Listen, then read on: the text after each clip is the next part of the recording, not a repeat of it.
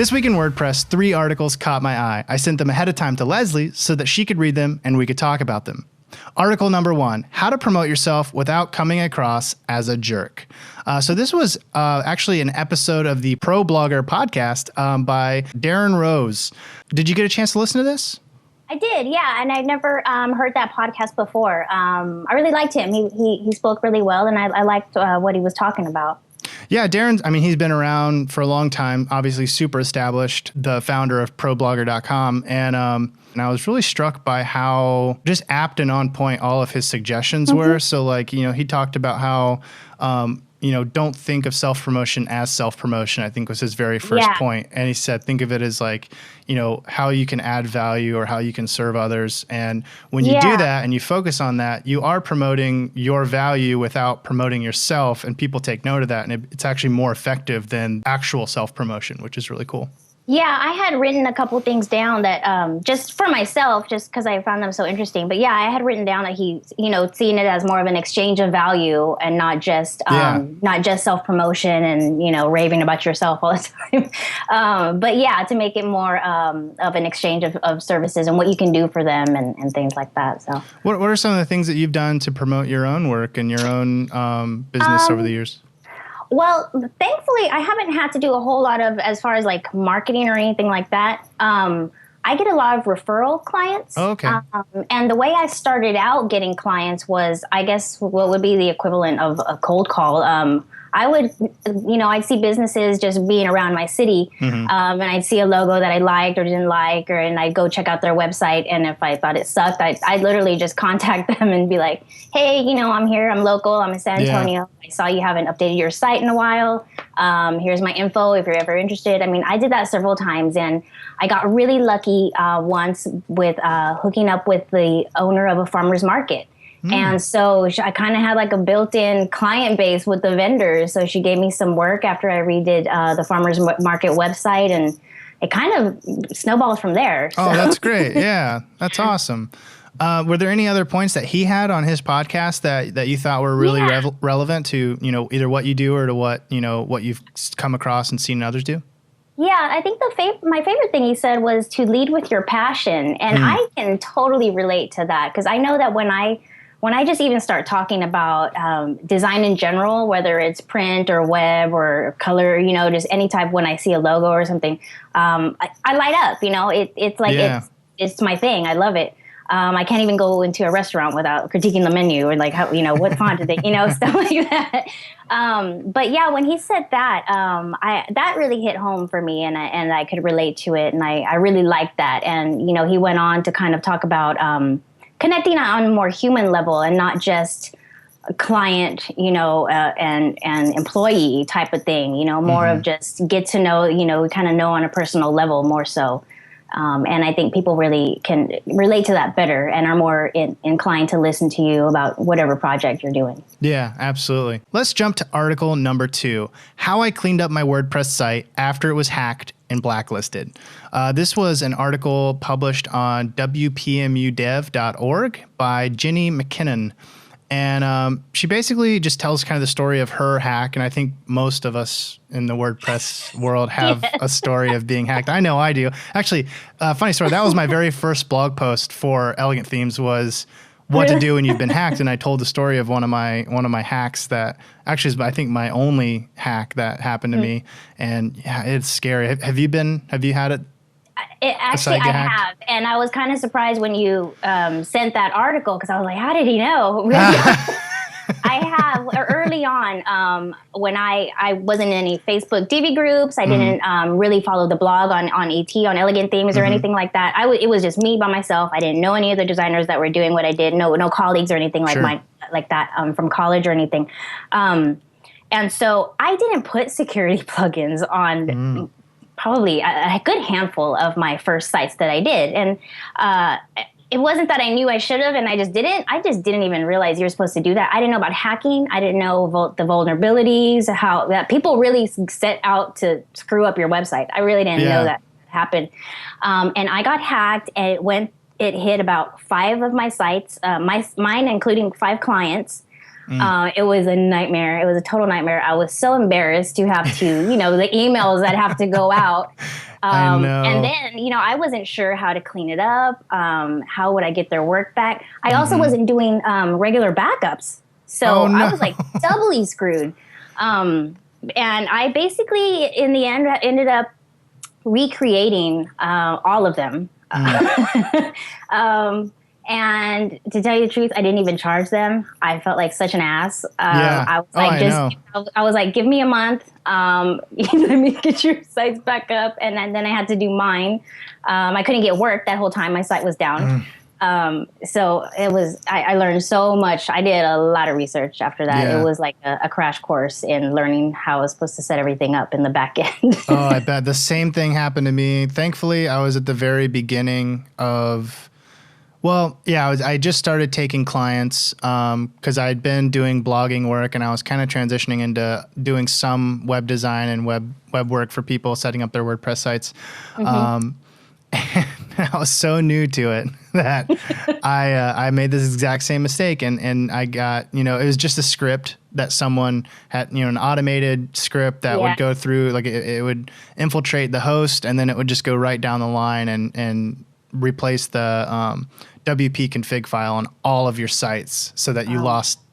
But you didn't lose anything. If you had your WP config file, you just replace it, hunt through all of your files. What I ended up having to do was hunt through all my files on FTP, find anything and everything that's suspicious. And I had all these articles pulled up on how to spot suspicious things, where do hackers hide backdoors, blah, blah, blah. And I had to go through all this, trouble to hunt those files down and delete things and reinstall things. And it was a nightmare. Yeah. It took forever. And again, I felt so embarrassed because the night the night that it happened, I was getting ready to get my first big client, and we had just had a phone call that day, and he was like, "Oh, I'll check out your website tonight," because I had told him, I was like, "Well, I have a whole bunch of examples of my work on my website," because it was a referral, and I was like, "You can go there and just you can see for yourself what I've been working on." Well, he goes there, and the homepage has been replaced with this just god awful text of like, oh my God. You are the bitch of, X hacker group. And I'm like, oh my gosh. Oh wow, they left you a message. That's funny. Yeah. And it was like in broken, it was horrible. It was like in broken English with, it was so bad. Yeah, it was like the equivalent of, I don't know if you've ever played video games on like Xbox Live and gotten like cussed out by a 13-year-old, but it was the equivalent of that across the front of my webpage. It was not fun. So moral of the story, everybody, it happens to everyone, usually in the very beginning. If you can avoid it by just learning from everybody else who's gone through it, you're going to be ahead of the game. Look on elegantthemes.com, look on any reputable blog. They're going to have articles about this because we've all been through it, and just do it. Just get the plugins, get the services, make sure you're protected. All right, let's jump to article number 3. 12 useful Chrome extensions for WordPress users. This was published on Code Geeks, and that's geekswithaz.com. It was by Gavin, and I don't know. I mean, it was just pretty straightforward. It's just a list post, but it, reminding me that, I'm a Chrome fan, but I got to say, Chrome's getting a little clunky, if I'm honest. However, I'm just in love with all the extensions, and I was wondering, what are some of the extensions that you use if you use Chrome, or if maybe you use Firefox, they have add-ons. Does this kind of stuff play a role in your workflow at all?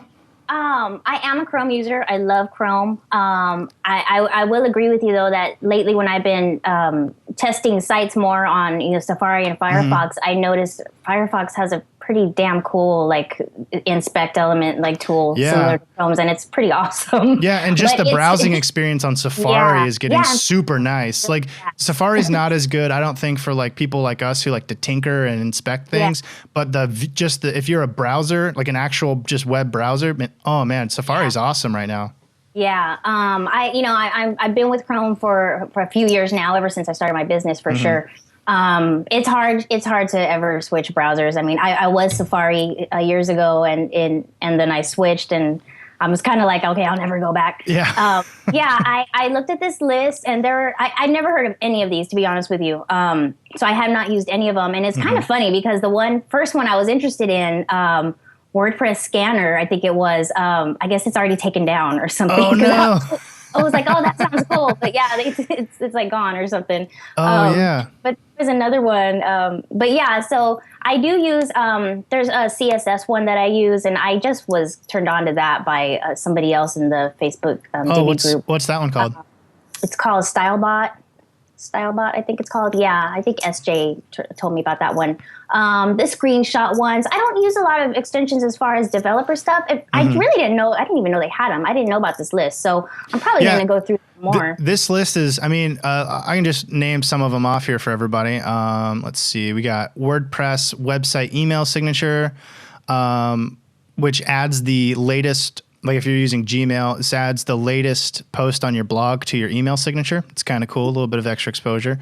WordPress.com extension, probably not very relevant for our particular audience since we're all self-hosted users. Google Docs to WordPress. That's cool. Yeah, that's really cool. The WP scanner, which you said was now taken down, so we can we don't have to talk about that. That's the only one though. Oh yeah, WordPress site manager, which is kind of just like you can put in the credentials for some of your WordPress sites, and it'll help you manage it just from like a Chrome extension, doing basic updates and things like that, which I think is actually pretty cool. WordPress version check. I think that's interesting. You can, it allows you to check whether or not the website you're on is running WordPress and whether or not, or what version of WordPress it's using, which can be kind of useful. Hopefully no one's going to try to use that for malicious means. Right. And there's quite a few others here. There's 13 in total. I also don't use any of the ones on this list, though I did think a couple of them were interesting. I use, my big Chrome extensions are Awesome Screenshot, Color Picker. I use a rulers things. Color Picker. I love Color Picker. I use a ruler tools extension so that I can, if I'm on a website and I like the way they've laid something out, or I want to copy their image in a mock-up, I can grab the dimensions of their website or their mock-up and kind of copy it over. I love what font, because I'm always looking around if I find a really good font. They have an extension for that? Yeah, so you can just click on this extension and hover over whatever font you're interested in using, and it'll tell you the name of that font, which is really cool. That's cool. Yeah, I love that one. And because that site, what font is that, or what the font or whatever? It's hit and miss sometimes. Yeah, but that's cool. And then I also use something called Tab Cloud, which is not necessarily it's great for bloggers. So like Tab Cloud basically allows you to open up a bunch of tabs, and then you can save that window as a, like say I open up 10 tabs on a specific topic. I can put those all in one window. I can open my Tab Cloud extension and then save, say this is save all of them. Yeah, blog post research number 1 or whatever. Cool. And then I can close it, and anytime I open Chrome back up again, I can say, hey, what were those like 15 blog posts that I had found on that thing? And I can just go to my Tab Cloud extension. It has a list of all the different saved sessions that I've had there, and I can just pull it back up. That way I'm not constantly having like 100 windows open. Well, that's cool. So awesome. Well, any other comments you have on this particular topic? No. Oh, there was one that I did add. Sniffer, WordPress Sniffer. I thought that the name of that one was hilarious. I think it tells you, I think, the theme and plugins, I think, that a site has or something like that. Yeah, I thought it had a little nose as the icon. I did actually add that one. I haven't used that yet, but I thought that one was pretty cool. Oh, yeah. Yeah, I thought that was really neat, too. And because sometimes I'm looking at a site and I'm like, oh, I could swear I know that this is this theme, but it's been customized or it's different. So it's always cool. And I think it does the same thing for plugins, too, but I'm not entirely sure. Yeah, I think so, too. I mean, there's sites out there where you can put in the URL, but this would be faster. So yeah, definitely. All right. Well, that just about does it for this edition of This Week in WordPress. If you're interested in reading the articles we discussed, YouTube viewers, you can check out the video description for links, and everyone else can go to the show notes on our blog. Just go to the community category in the right-hand sidebar of the Elegant Themes blog and look for Divi Nation episode 11. Don't forget, if you're watching this video on YouTube or Facebook, take a moment to subscribe, follow, like, and/or share. It really helps. Thanks.